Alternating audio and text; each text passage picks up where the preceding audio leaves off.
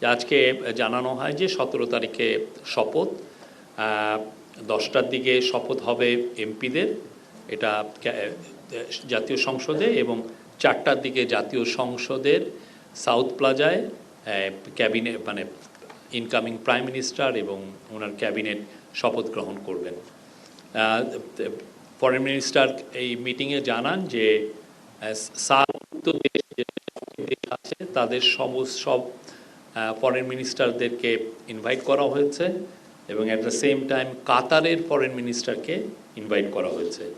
আজকে এই মিটিং এই সাউথ প্লাজায় কিভাবে এই প্রথম সাউথ প্লাজায় এই ধরনের একটা অনুষ্ঠান হচ্ছে, কিভাবে পরিচালিত হবে, এটা যাতে সুন্দর সিমলেস একটা অনুষ্ঠান পরিচালিত হয়, সেই জন্য আজকে বিএনপির 3 জনের কমিটির সাথে মিটিং আছে, তারা এই বিষয়ে বিস্তারিত আলোচনা করবেন।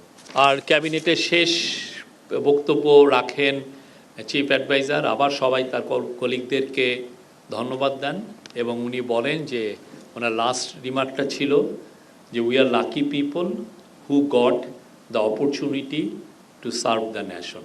বৃহৎ পরিসরে প্রচুর মানুষ, 60% মানুষ যে ভোট দিয়েছে, সেটাই তো বোঝা যাচ্ছে যে তাদের যে পলিটিক্সটা ছিল, মানুষকে এক্সক্লুড করে কোনোভাবে ইলেকশন রিগিং করে ক্ষমতায় টিকে থাকা, এই ইলেকশনটা এবং একটা ফেস্টিভ মুডে হয়েছে, কোনো ভায়োলেন্স হয়নি।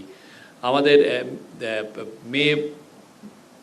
আমাদের নারীরা খুব বড় পরিসরে তারা ভোট দিতে পেরেছেন, আমাদের মায়েরাও ভোট দিতে পেরেছেন। এটাই হচ্ছে তারা যে পলিটিক্সটা করেছে এত বছর, সেটার প্রতি এক ধরনের আমি বলবো যে তাদের আস্থা প্রকাশ, তাদের প্রতিবাদ।